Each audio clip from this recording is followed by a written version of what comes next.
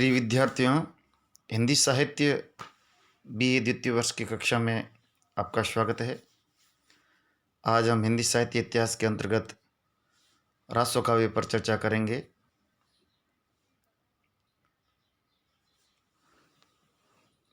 हिंदी साहित्य इतिहास की पीडीएफ आपको मैंने पूर्व में भेज दी है। आप इस विषय को या इस टॉपिक को पहले पढ़ लीजिए, क्योंकि जो स्क्रीन पर जिसे देखकर मैं पढ़ा रहा हूँ उसे जब YouTube पर अपलोड किया जाता है तो उसकी स्पष्टता कम हो जाती है। तो आप प्रयास कीजिए कि उसको पहले पढ़ लीजिए टॉपिक को, और फिर इस वीडियो को ध्यान से सुनिए। और यदि ऐसा संभव नहीं हो तो पहले इसको समझ लीजिए और फिर आपके पास में जो PDF है उसको एक बार पढ़ लीजिए, ताकि वीडियो में जो स्पष्टता है अक्षरों की उसको लेकर आपके मन में जो भी भ्रांति है वो दूर हो जाए। मैं भी स्क्रीन को देखकर ही पढ़ा रहा हूँ, परंतु जैसे इसको अपलोड किया जाता है तो इसकी स्पष्टता है, वो क्लियरिटी है, वह कम हो जाती है। हिंदी साहित्य के आरंभिक काल में जो ग्रंथ प्राप्त होते हैं उससे ये बात स्पष्ट हो जाती है कि इस युग में अधिकांश ग्रंथों में रासो शब्द नाम के अंत में जुड़ा हुआ है, जो कि काव्य शब्द का पर्यायवाची है। आदिकाल में जो हमें ग्रंथ प्राप्त होते हैं उनमें उन ग्रंथों की संख्या भी काफ़ी है जिनमें रासो शब्द उनके नाम के पीछे लगा हुआ है। ध्यातव्य है कि जो रासो शब्द है यह काव्य शब्द का ही पर्यायवाची है, परंतु रासो शब्द की व्युत्पत्ति कैसे हुई है, व्युत्पत्ति यानी ये शब्द कहाँ से आया है और किस प्रकार से प्रचलन में हुआ है, उसको लेकर विद्वानों में प्राप्त मतभेद है। और रासो शब्द की व्युत्पत्ति कैसी हुई है, परीक्षा की दृष्टि से ये महत्वपूर्ण प्रश्न है। इसमें विभिन्न जो विद्वानों के मत है उनको हम लेकर उस पर चर्चा करेंगे।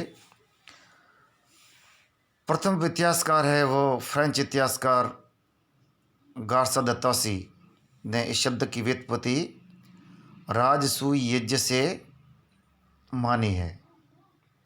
राजसूय यज्ञ एक प्राचीन वैदिक काल में होने वाला एक यज्ञ है, और उन्होंने ये अनुमान लगाया है गार्सा द तौसी ने कि राजसूय यज्ञ है, इसी से ही रासो शब्द की उत्पत्ति हुई है। लेकिन वे इसका संबंध उससे ये कैसे उससे राजसूय से रासो बन गया उसको वे दिखा नहीं पाए। फिर आगे आचार्य रामचंद्र शुक्ल ने इस शब्द की व्युत्पत्ति यानी रासो शब्द की व्युत्पत्ति है वह रसायन शब्द से बताई है। आचार्य शुक्ल जो हिंदी साहित्य इतिहास के महान स्तंभ है, इतिहासकारों में सर्वप्रथम उनका नाम आता है।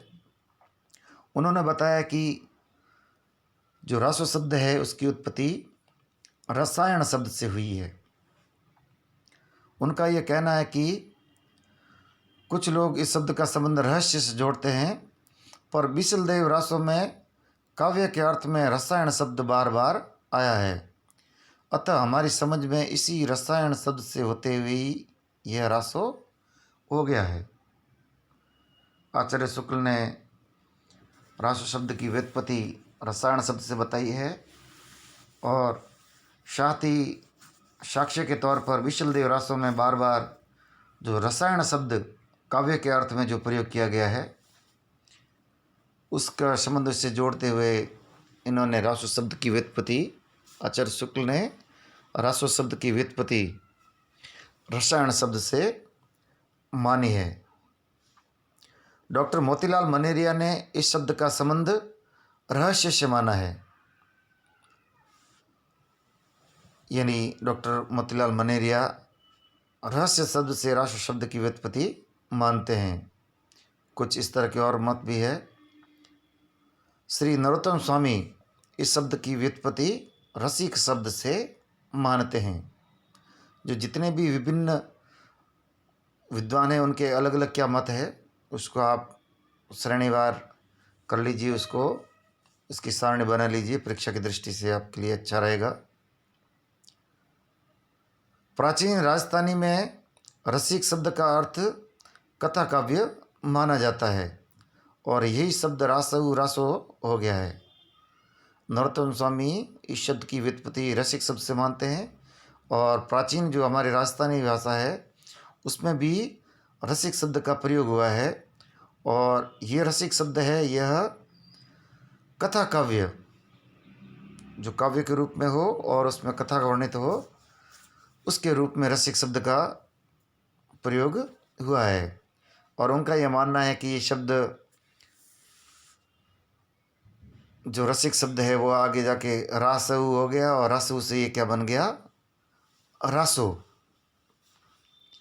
और ये जो मत है इनका, ये हमें प्रमाणित भी लगता है, थोड़ा सत्य के नज़दीक पहुंच जाता है कि रसिक से किस तरह रासु शब्द हो गया, रासु से रासो हो गया। कुछ विद्वान इसका संबंध रास या रासक से जोड़ते हुए इसका अर्थ ध्वनि, क्रीड़ा, विलास, नृत्य, गर्जन, श्रृंखलता आदि देते हैं। कुछ विद्वान है रास जो रासो शब्द उसका जो संबंध है वो रास या रासक से भी जोड़ते हैं। और आचार्य हजारी प्रसाद द्विवेदी रासक को एक शब्द भी मानते हैं और काव्य भेद भी। यानी आचार्य हजारी प्रसाद द्विवेदी का जो मत है वह भी महत्वपूर्ण है, उसमें ध्यान रखिए। वो क्या कहते हैं कि वे इसे काव्य का भेद भी मानते हैं और रासो एक अलग शब्द भी मानते हैं। उनके अनुसार जो काव्य रासक छंद में लिखे गए हैं वे हिंदी में रासो कहलाते हैं। काव्य भेद यानी प्राचीन समय में एक ये छंद भी था, ये छंद भी था एक रासक। और रासक जो छंद है उसमें लिखे हुए जो काव्य है उसको आचार्य प्रसाद द्विवेदी ने कहा कि वे हिंदी में रासो कहलाए। तो ये पद भी थोड़ा हमें सत्य की ओर नज़दीक ले जाता है कि जो रासक शब्द है उसी से ही रासो शब्द की व्युत्पत्ति हुई है। और आचार्य प्रसाद द्विवेदी बताते हैं कि यह जो रासक छंद है उसमें जो काव्य लिखे गए हैं उनको हिंदी में रासो कहा गया है। ऐसा प्रतीत होता है कि उस काल की कविता के संबंध में अनेक प्रकार के छंदों का प्रयोग हुआ करता था। ये काव्य चरित्र प्रधान होते थे। चरित्र यानी किसी कोई व्यक्ति विशेष है जिसका चरित्र महत्वपूर्ण है लोगों की दृष्टि में, लोक में वह लोकप्रिय है। इस प्रकार के जो चरित्र जो प्रधान है उनको लेकर ये काव्य रचे गए थे। इन चरित्रों का काव्य बांधने के लिए ही इस छंद का प्रयोग होता था। वस्तुतः रासो काव्य मूलतः रासक छंद का ही समुच्चय है। समुच्चय का अर्थ होता है किसी चीज़ को इकट्ठा करना, उसका संकलन करना।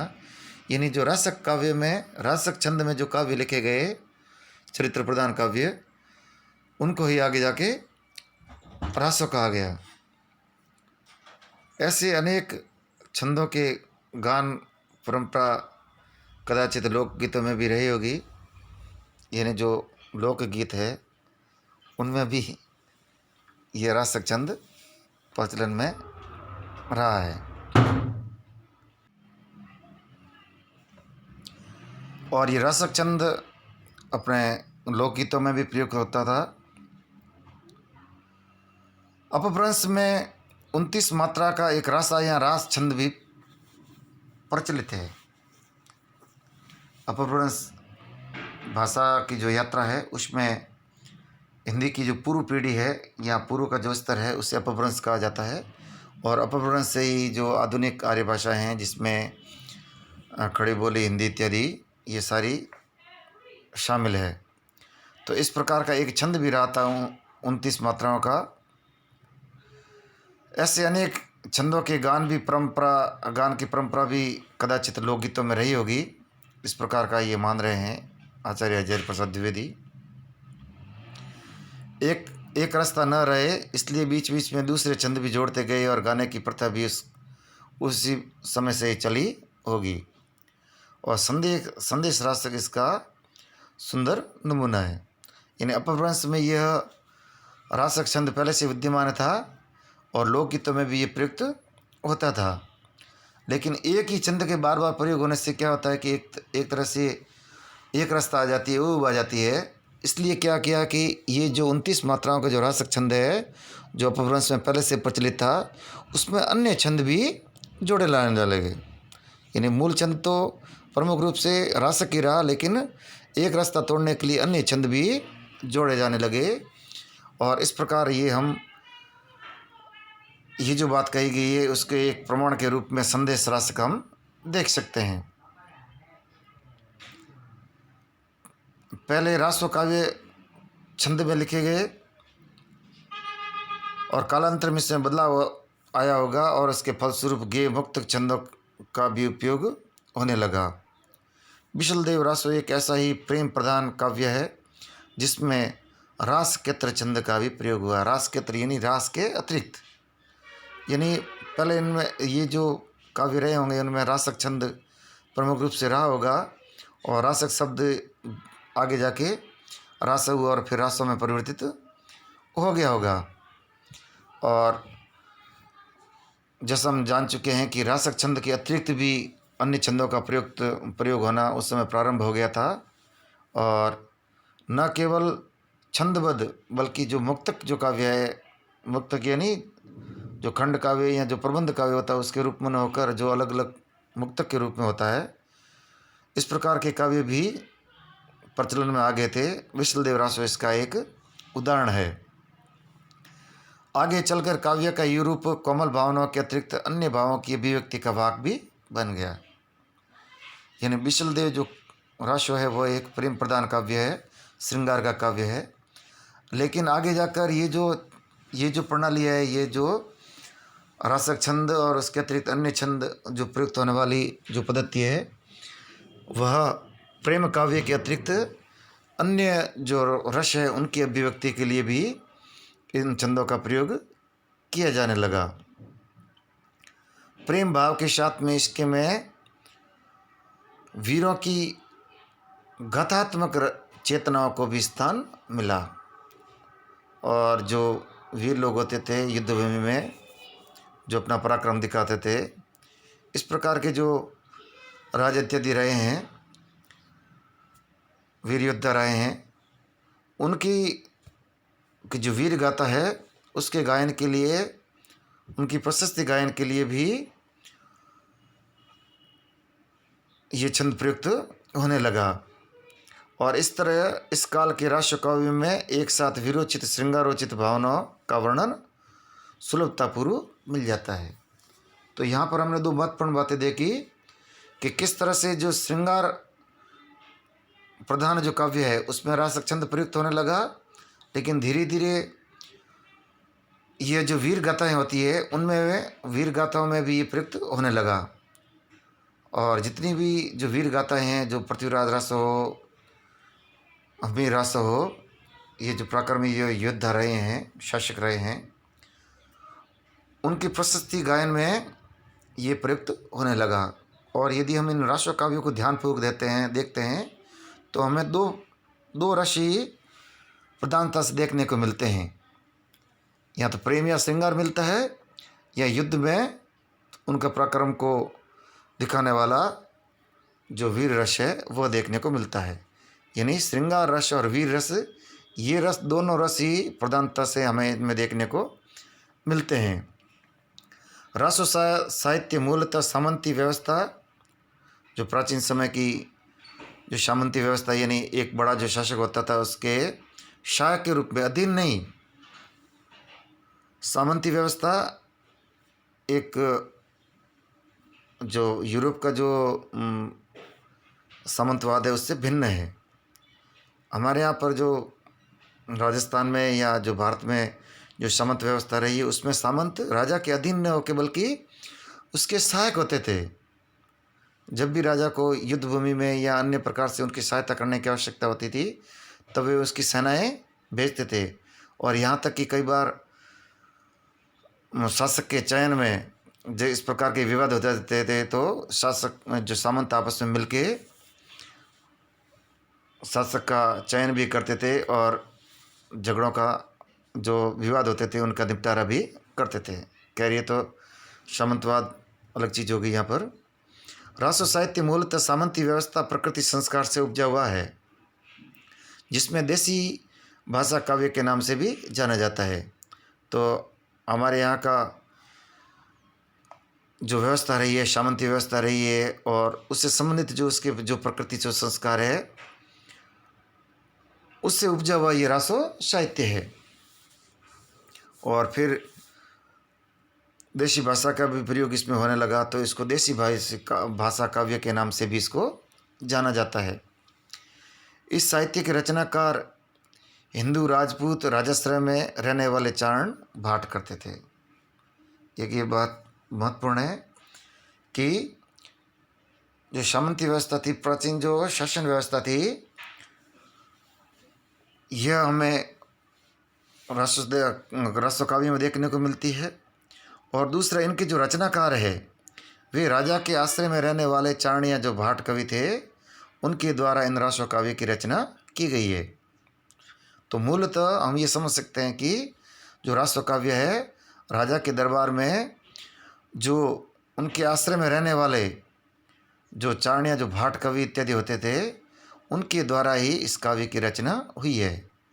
तो जब इनके आश्रय में रहकर ही इन ग्रंथों को या इन रचनाओं को रचा गया है तो सीधी सी बात है कि इसमें राजा की जो प्रशस्ति है, राजा की जो प्रशंसा है वह मूल रूप से उसका भाव रहा होगा। और चूँकि उस समय युद्धों का काल था, तुर्क आक्रमण शुरू हो गए थे, तो जितने भी जो सामंत थे, शासक थे, वे युद्धों में संलग्न होने लग गए थे। तो युद्ध की आधिक्य होने के कारण सेना का मनोबल इत्यादि बढ़ाने के लिए ये कवि चारण भाट जो कवि थे ये उनके शौर्य का गान भी करते थे, राजाओं का मनोबल बढ़ाते थे और साथ ही साथ उनके मनोरंजन के लिए इसमें उनसे संबंधित जो उनकी जो प्रेम इत्यादि है उसका भी वर्णन वे करते थे। तो अब ये हमें बिल्कुल स्पष्ट हो गया है कि इसमें जो वीर रस और श्रृंगार रस ये मूलतः ये देखने को ही मिलते हैं। समाज में उनका स्थान था, सम्मान था, क्योंकि उनका जुड़ाव सीधे ही राजा से था। ये चारण या भाट काल रचना में निपुण थे। काल रचना यानी उस समय जो एक तरह से जो राजा का जो इतिहास था उस इतिहास को काव्य के रूप में शब्दबद्ध करने में भी ये लोग माहिर माने जाते थे। ये कुशलता से युद्ध करना भी जानते थे और युद्ध शुरू होने पर अपनी सेना की अगुवाई विरुद्धावली का अर्थ होता है, विरुद्ध का अर्थ होता है किसी की प्रशंसा करना, किसी का सम्मान करना, गाकर किया करते थे। यानी जो चारण जो भाट जो कवि थे ये केवल कहने के लिए कवि नहीं थे बल्कि वे योद्धा भी थे, युद्ध भूमि में जाकर युद्ध भी करते थे और साथ ही जो इनकी जो काव्य कला था उसका भी वे युद्ध भूमि में प्रयोग करते थे। उसके द्वारा वे अपने आश्रयदाता राजा की प्रशंसा करते थे, उनके पूर्वजों की प्रशंसा करते थे और उनका शौर्य, उनकी जो वीरता है उसका गुणगान करते थे, ताकि जो सेना है उसमें भी एक प्रकार की हिम्मत आ जाए, उसमें एक प्रकार का जोश आ जाए और वे लड़ सके। ये राजाओं, आश्रयदाताओं, वीर पुरुषों, सैनिकों के वीरोचित युद्ध की घटनाओं को केवल बड़ा चढ़ा कर ही नहीं, उनकी यथार्थ परिस्थिति और संदर्भों को भी बारीकी से चित्रित करते थे। यानी युद्ध भूमि में जो हो रहा है उसको तभी चित्रण करते ही करते थे, साथ ही राजा का संबंध जो अन्य जो आयामों से था, अन्य जो जिन वस्तुओं से था, उनका भी ये चित्रण करते थे। वीरोचित भावनाओं के वर्णन वर्णन के लिए इन्होंने रासक या रासो छंद का प्रयोग किया, क्योंकि ये छंद इस भावना को संप्रेषित करने के लिए अनुकूल था, इसलिए इनके द्वारा रचित काव्य को रासो काव्य कहा गया। रासो काव्य की जो परंपरा के जो प्रतिनिधि जो काव्य है उसका हम अगली कक्षा में अध्ययन करेंगे। तो आज हमने कुल मिला के रासो काव्य क्या है, रासो शब्द की व्युत्पत्ति किस प्रकार से हुई और रासो काव्य के रचनाकार कौन थे, रासो काव्य में किस प्रकार की जो भाव है महत्वपूर्ण है, और इनके जो रचनाकार है उन्होंने किस प्रकार से प्रशस्ति के रूप में वीरता और प्रेम संबंधी काव्य की रचना की, इनके बारे में हम जाना। इसको समझ लीजिए इस वीडियो के माध्यम से, और जो मैंने प्रत्यक्ष रूप से आपको PDF भेजी है उस PDF के माध्यम से इसको पढ़ लीजिए ताकि ये पूर्णतः आपको स्पष्ट हो जाए। धन्यवाद।